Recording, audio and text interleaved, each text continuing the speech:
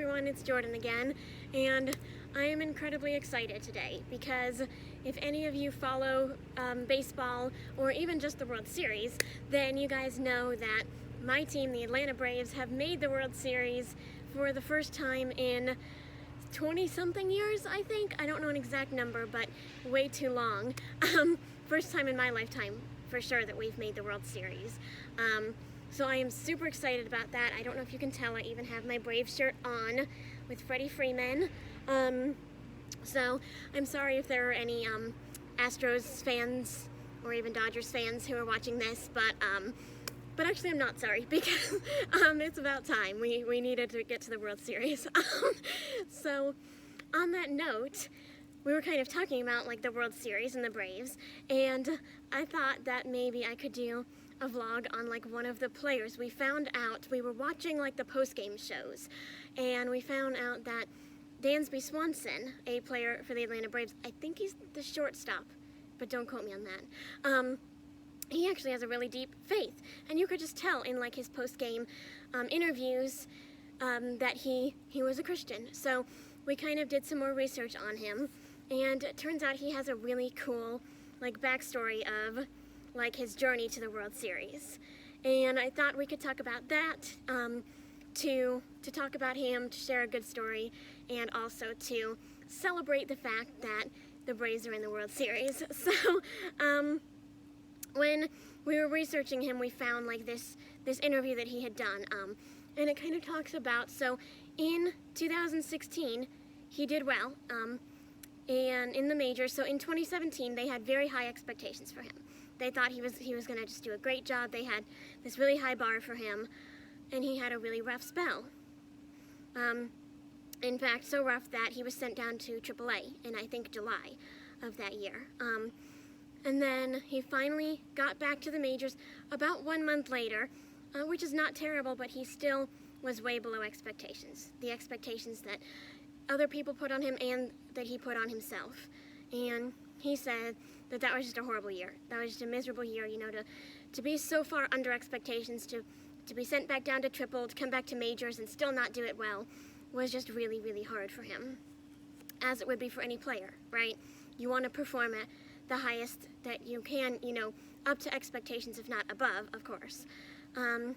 But what he said about it is incredible, and that's where I want to stop and talk about it for a little bit.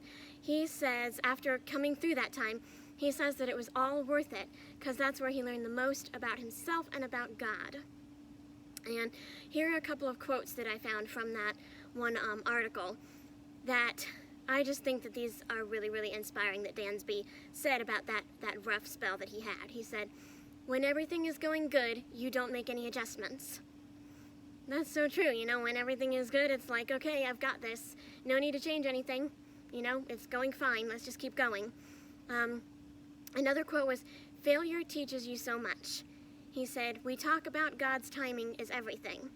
There are so many things that I can start to list out that his timing is everything, and me struggling last year was one. Last year was miserable, but I'm so thankful I went through it."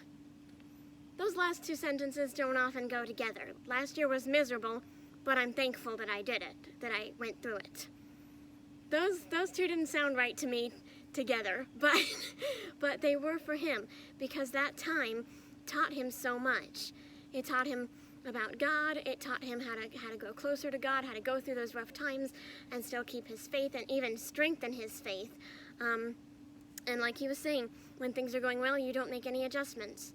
When things are rough, that's when you really have to evaluate things and change things and better things. And obviously he did that, because turn around, I think this was in 2017, turn around a couple years and he is in the World Series and he's doing very well, I can just tell you. So I just thought that was a very cool story with how he just kept his faith the whole time, grew his faith during that rough spell. And I just thought that was very encouraging, how he talks about God's timing being everything and how those rough patches actually were part of how God's timing was working for good.